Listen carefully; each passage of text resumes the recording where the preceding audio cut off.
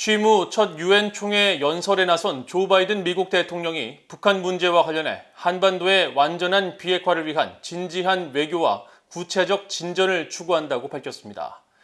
시진핑 중국 국가주석은 북한 문제에 대해 언급을 하지 않은 가운데 문재인 한국 대통령은 한반도의 새로운 질서를 만드는 출발점이 될 것이라며 종전선언을 다시 제안했습니다.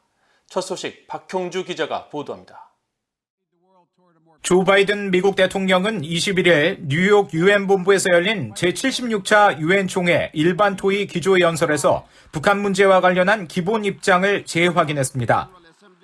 바이든 대통령은 한반도의 완전한 비핵화를 위한 진지하고 지속적인 외교, 또 북한 주민 삶의 개선 추구를 강조했습니다. We seek serious and sustained diplomacy to pursue the complete denuclearization of the Korean Peninsula. We seek concrete progress toward an available plan with tangible commitments that would increase stability on the peninsula and in the region, as well as improve the lives of the people in the Democratic People's Republic of Korea. 바이든 대통령은 이어 아프가니스탄 전쟁 종전을 언급하면서 미국은 끊임없는 전쟁의 시대를 마감하고 끊임없는 외교의 새로운 시대를 열고 있다고 밝혔습니다.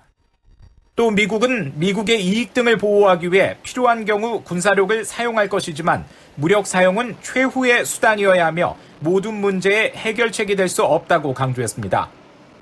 중국과 러시아 등을 직접 언급하지는 않으면서도 이들 국가의 악의적 시도에 맞설 것이라는 점도 분명히 했습니다.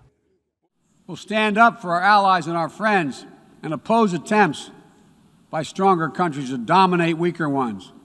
Whether through changes to territory by force, economic coercion, technical exploitation, or disinformation. 사전 녹화 영상으로 참여한 시진핑 중국 국가주석은 북한과 한반도 문제에 대한 언급은 하지 않았고 민주주의는 개별 국가에 부여된 특별한 권리가 아니라고 주장하며 미국 등 서방의 아프가니스탄 전쟁을 에둘러 비판했습니다. 近期国际形势的发展再次证明外部军事干涉和所谓的民主改造贻害无穷. 문재인 한국 대통령은 한반도 문제와 관련해 종전선언을 다시 제안하면서 미국과 한국, 북한 3자 또는 미국과 한국, 북한, 중국 간 4자 간의 종전선언을 제안했습니다. 한국전쟁 당사국들이 모여 종전선언을 이뤄낼 때 비핵화의 불가역적인 진전과 함께 완전한 평화가 시작될 수 있다고 믿습니다. 문 대통령은 이어 최근 탄도미사일에 대한 언급 없이 북한을 향해 지구 공동체 시대에 맞는 변화를 준비해야 한다면서 남북 이산가족 상봉의 조속한 추진과 동북아 방역 보건협력체 등을 통한 감염병, 자연재해 대응을 다시 한번 제안했습니다.